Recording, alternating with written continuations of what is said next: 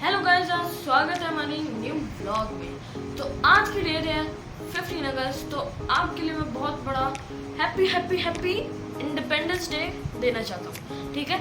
और कल है 16 अगस्त, तो आपके भाई का बर्थडे है। अब आप बोलिए। तो 16 अगस्त का हमने प्लान किया है कि हम जाएंगे नासिक, यानी कि आज 15 अगस्त को, और कल दर्शन करेंगे भगवान महाकाल के, क्योंकि वहाँ पे एक ज्योतिर्लिंग है त्र्यंबकेश्वर जी, जो कि बहुत ज़्यादा प्रसिद्ध हैं और हमारे 12 ज्योतिर्लिंग में से एक माने जाते हैं, जिनकी बहुत ज़्यादा मान्यता है। तो हमने सोचा कि हम वहाँ पे जाके दर्शन करेंगे और विक्कू को आशीर्वाद दिलवाएंगे कल उसके बर्थडे के दिन। तो यही हमारे लिए बहुत खास दिन है। तो निकलते हैं नासिक के लिए, जो कि यहाँ से 5-6 घंटे का रास्ता है। मैं बोल रही थी 5-6 किलोमीटर का रास्ता है 5-6 घंटे का रास्ता है। तो धीरे धीरे रुकते रुकाते जाएंगे। टाइम हो गया है 11, यानी कि मॉर्निंग में 11 बज चुके हैं अभी। तो बस निकलते हैं, बने रहिए हमारे साथ हमारे वीडियो में और एंजॉय कीजिए वीडियो और देखिए, क्योंकि मेरा भी फर्स्ट टाइम है और आप भी मेरे साथ अगर चल रहे हैं तो फर्स्ट टाइम ही जाएंगे मेरे साथ। तो बने रहिए मेरे साथ वीडियो में, एंजॉय कीजिए वीडियो। अच्छा लगे तो लाइक और सब्सक्राइब ज़रूर कीजिएगा और शेयर करना बिल्कुल मत भूलिएगा। तो हमारे सफ़र की शुरुआत हो चुकी है बहुत ज़्यादा गर्मी के साथ, और सफ़र शुरू करने से पहले बोलेंगे जय श्री महाकाल।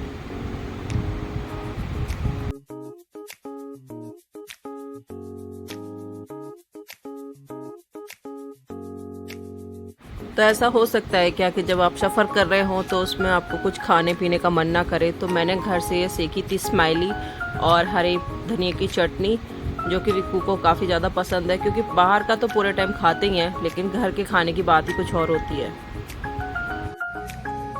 तो अभी हम अपनी गाड़ी में डलवा रहे हैं नाइट्रोजन।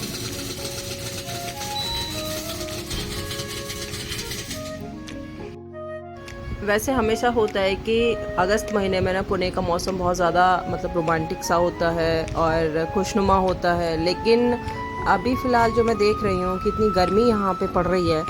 तो मैंने सोचा था कि शीशे खोल के जाएंगे, अच्छे से गाड़ी में हवा लगती जाएगी, लेकिन हमारे सारे जो अरमान थे सब पे पानी फिर गया। हमने पूरा शीशा वीशा बंद करके और एसी चालू रखा, और पूरा रास्ते हमें धूप थी, पूरा रास्ते। तो हम इतने परेशान हो गए थे ना उस धूप से कि हम सोच रहे थे कि अच्छे से जाएंगे, मतलब मौसम का आनंद लेते हुए, लेकिन हमारे साथ ऐसा बिल्कुल भी नहीं था। और दूर दूर तक ना बादल के बस ऐसे छोटे छोटे हमें टुकड़े दिखाई दे रहे थे, कहीं बादल प्रॉपर हमें दिखाई नहीं। चारों तरफ हरी भरी पहाड़ अच्छे लग रहे थे, लेकिन जब मैं शुरुआत में इधर आई थी तब यहाँ पे ना ये पहाड़ जो है बिल्कुल पीले पीले से दिखाई दे रहे थे, जो कि आंखों को चुभते थे। लेकिन अभी हरियाली की वजह से ना बहुत अच्छा सा लग रहा था, और हमें मतलब चारों साइड यही घाट और ये पहाड़ी देखने को मिल रहे थे। तो काफ़ी ज़्यादा टाइम हो गया था, हमें करीबन 2-2:30 बज गया था। तो हमने सोचा कि अब थोड़ा रुका जाए, रेस्ट लिया जाए, खाना पीना खाया जाए, क्योंकि मैं घर से गोभी आलू की सब्ज़ी और पूड़ियाँ बना के लेके गई थी, चाय वाय लेके गई थी। तो हम बीच में रुके, इसके पापा को दाल चावल खाने का बहुत मन होता है ना बीच में, तो वो हमेशा स्टे करते, तो दाल चावल खाते, बेशक घर का खाना हो, लेकिन उनको बीच में दाल चावल खाने ही खाने हैं। तो ये हमारे सामने आ गई मेनू लिस्ट। मैं ऐसे पलट रही थी, पता नहीं मैं कितना सारा सामान बनाने और मंगाने वाली हूँ, लेकिन मेरे साथ वही होता है, मैं जो घर का लेके जाती हूँ ना वही खाती हूँ तो जी खाना पीना खाने के बाद हमने अपना रास्ता फिर नापना शुरू कर दिया, और हमारी जो गाड़ी की स्पीड होती है वो सिर्फ 80 तक रहती है। हम इससे आगे कभी नहीं चलाते अपनी गाड़ी, क्योंकि यहाँ पे जो घाट होते हैं, मैंने पहले भी अपने वीडियो में बताया था, वो बहुत रिस्की होते हैं। कई तरफ ब्लैंक ऐसे मोड़ आ जाते हैं, आपको दिखाई भी नहीं पड़ता है। तो जगह जगह लिखा भी रहता है कि घाट है, अपनी गाड़ी सावधानी पूर्वक चलाइए।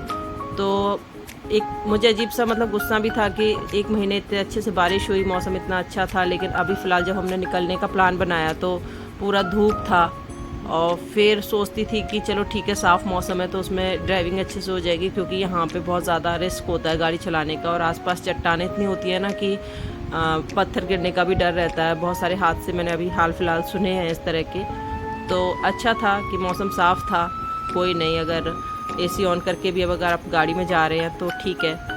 तो मन तो बहुत हो रहा था जगह जगह रुको और फ़ोटो खिंचाओ, क्योंकि ये लोकेशन बहुत अच्छी थी। जब यहाँ पे लगातार बारिश पड़ती है तो ये जो चट्टानें आपको दिखाई दे रही हैं ना, यहाँ से हमेशा झरने आपको दिखाई देंगे पूरे लोकेशन में। तो ये फाइनली मुझे थोड़ा सा, जैसे हम नासिक के पास पहुँच रहे थे तो ये बादलों का जो रुख था वो आना शुरू हो गया था, बहुत सुंदर लग रहा था।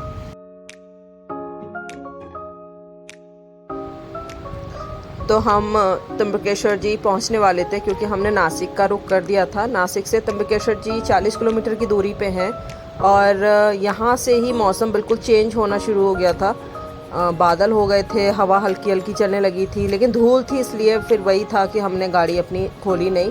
और ये हमें सामने दिखाई दिए ब्रह्मगिरी पर्वत, जो कि बिल्कुल महाकाल के पीछे हैं और पूरे बादलों से ढके रहते हैं हर टाइम। और ये जो पहाड़ का जो एक शेप है वो बिल्कुल ऐसा लगता है जैसे शिवलिंग है भोलेनाथ के, ऐसे बिल्कुल आपको लगेंगे।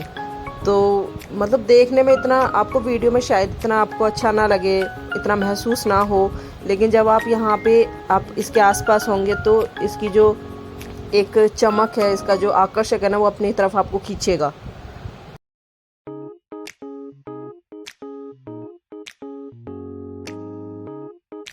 मुझे ऐसा लग रहा था जैसे बाबा जटाओं के साथ बैठे हुए हैं और देख रहे हैं सबको एक निगाह से कि जो उनके भक्त हैं, जो उनके यहाँ पे आते हैं दर्शन के लिए। खिंचा चला आता है आदमी यहाँ पर, तो हमने सोचा कि यहाँ पे रुका जाए थोड़ी देर और यहीं से थोड़े से दर्शन किए जाएं, खड़ा होकर देखा जाए उनको। क्योंकि ब्रह्मगिरी पर्वत पर ट्रैक करने का मतलब है कि वहाँ मौसम सही होना ना बहुत ज़रूरी होता है, क्योंकि अगर बारिश है तो बारिश में ट्रैकिंग बड़ी मुश्किल हो जाती है। और मैंने पहले ही आपको बताया था कि मुझे काफ़ी कुछ सुनने को मिला अब की बार, तो सब कुछ सावधानी पूर्वक करना होता है। तो हम रुके और दर्शन किए। सामने सब कुछ घिरा हुआ था बादलों से, जैसे जैसे हम आगे बढ़ते जा रहे थे ऐसे ऐसे बादल और नीचे नज़र आते जा रहे थे हमें। और जो ब्रह्मगिरी पर्वत है वो बिल्कुल बादलों से छिप गया था, धुआं धुआं लग रहा था। और हम बस ज़्यादा दूर नहीं थे, बाबा के चरणों से पहुंचने वाले थे। और यहाँ का जो मौसम था बिल्कुल चेंज हो गया था और धीमी धीमी बरसात चालू हो गई थी। तो मैं सोची कि बाबा ने हमारा अच्छा स्वागत किया है, क्योंकि उनको भी लगा है कि हमारे भक्त हैं पहुँच रहे हैं तो उनका स्वागत होना ज़रूरी है। तो बाबा ने हमारा स्वागत बहुत अच्छे तरीके से किया, ठंडा मौसम बारिश के साथ और ठंडी ठंडी हवा, तो बहुत अच्छा लग रहा था हमें।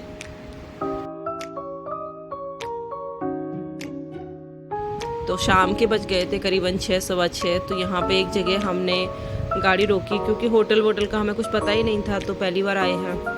पूरा मैं तो नज़ारे का लुत्फ़ उठा रही थी। इसके पापा बारिश में जाके और होटल वगैरह ढूंढ रहे थे।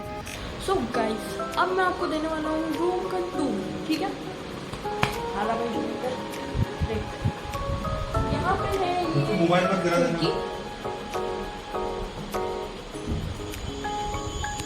ये बालकनी के नाम पे क्या है यार, पता नहीं क्या है, पीछे कोई दिख ही नहीं रहा था, कुछ होना भी चाहिए यार, है ना। और ये है नोकिया 310 के टाइम का टीवी। होटल में तो यही होते हैं, क्या करूँ यार, दैट इज फोन ऑर्डर करने के लिए। चलो रूम का टूर हो। तो हम पहुंच गए रूम में और ये हमारा है रूम। तो यहाँ पे एसी और नॉन एसी के आपको अलग अलग चार्ज देने होंगे। तो फिलहाल बहुत थक गए हैं, 9 बज रहा है हमें। रूम ढूंढने में भी ना बड़ी परेशानी हो गई थी, क्योंकि पहली बार जब जहाँ पे आओ ना तो टेंशन हो जाती है ना कि कहाँ है क्या है, कुछ पता भी नहीं होता। तो अभी जा रहे हैं खाना खाने के लिए, तो मिलते हैं।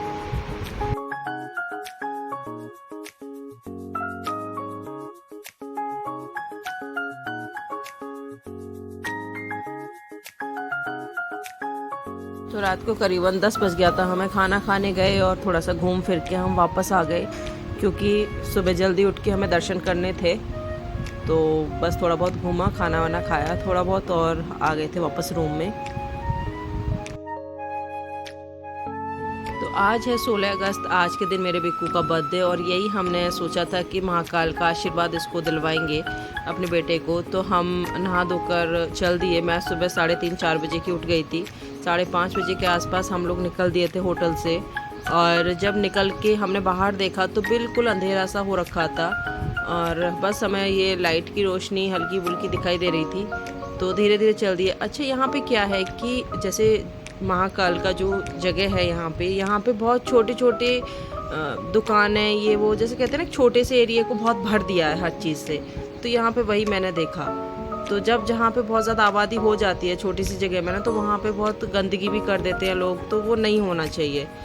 जो कहते हैं कि उनकी जगह है, महाकाल का दरबार है, उसको थोड़ा साफ़ सफाई होना चाहिए। तो वो सब आपको देखने को यहाँ नहीं मिलेगा, बहुत गंदा करके रखा हुआ है लोगों ने।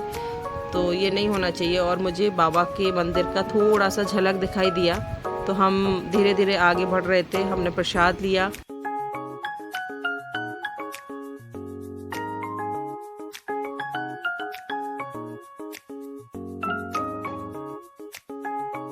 वैसे अंदर रिकॉर्डिंग करना अलाउ नहीं है किसी को भी, लेकिन फिर भी मैंने जो दर्शन आपको करवाए हैं ये लाइव ही दर्शन चल रहे थे, जो कि वहाँ पे स्क्रीन्स लगी होती हैं उसके थ्रू। और यहाँ पे जो ज्योतिर्लिंग का स्वरूप है वो बिल्कुल ज़मीन के अंदर है। जैसे हमने महाकाल उज्जैन के दर्शन किए थे, वहाँ पे ज्योतिर्लिंग ऊपर है, लेकिन ये ज्योतिर्लिंग आपको नीचे ही आपको दर्शन करने पड़ेंगे। तो इनके आगे शीशे लगा के रखे हुए हैं कि अगर किसी को दुविधा होती है तो वो शीशे में भी सामने महाकाल जी के दर्शन गर्भगुफा में कर सकता है।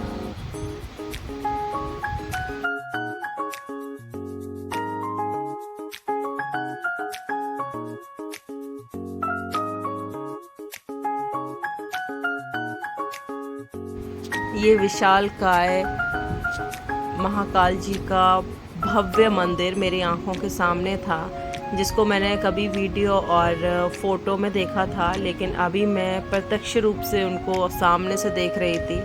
तो सच में ही अलग ही जो कहते हैं ना कि आनंद की अनुभूति होती है, वही मेरे साथ हो रही थी।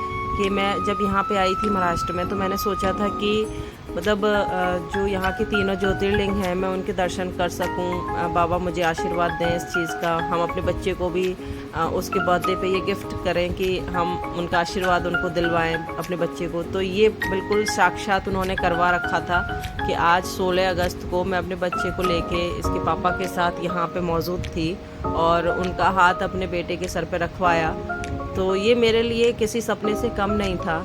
इससे पहले हमने भीमा शंकर जी के भी दर्शन किए और इनका प्लान हमने सोचा ही था कि हम 16 अगस्त को करेंगे अगर बाबा जी ने आशीर्वाद दिया तो ये हमारे लिए बहुत ज़्यादा एक कहते हैं ना कि सपने जैसा था। तो जो आज बाबा जी ने पूरा किया, तो हमने अपने बेटे को अच्छे से दर्शन करवाए। अंदर तो फोटोग्राफी करना अलाउ नहीं था, तो जितना भी मैंने आपको दिखाया वो बहुत ज़्यादा अमेजिंग था। मेरे लिए तो बहुत ज़्यादा अमेजिंग था सच में।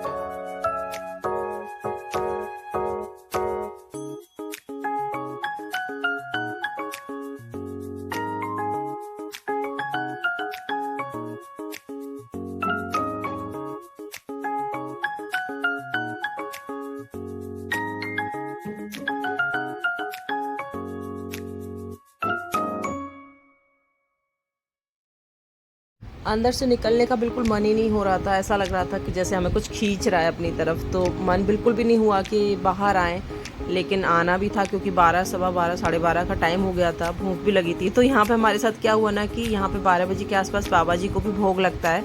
और हम जब निकले तो हमें एक नागा जो साधु होते हैं ना, उन्होंने निकलते ही साथ प्रसाद हमें दिया खाने को। तो हमें ऐसा लगा कि बाबा जी ने हमें खुद से भोग लगने से पहले हमें प्रसाद दे दिया है। तो हमने यहाँ पे अच्छे से दर्शन किए, मार्केट घूमा, सब कुछ किया। और उसके बाद अब ये जो जगह आपको फ़िलहाल दिखाई दे रही है, ये है पंचवटी और ये है गोदावरी मैया, जहाँ पे हमने उनके भी दर्शन किए और खाना वाना खाया और वापस हो लिए हम अपने घर की तरफ।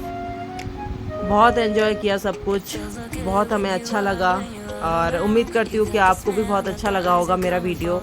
पसंद आए तो लाइक ज़रूर कीजिएगा, शेयर कीजिएगा, सब्सक्राइब कीजिएगा और सबसे मेन बात कि आप यहाँ पे जाइएगा ज़रूर, ताकि बाबा जी का आशीर्वाद आपको मिल सके, क्योंकि ये एक ऐसी जगह है जो धरती पे स्वर्ग से कम नहीं है।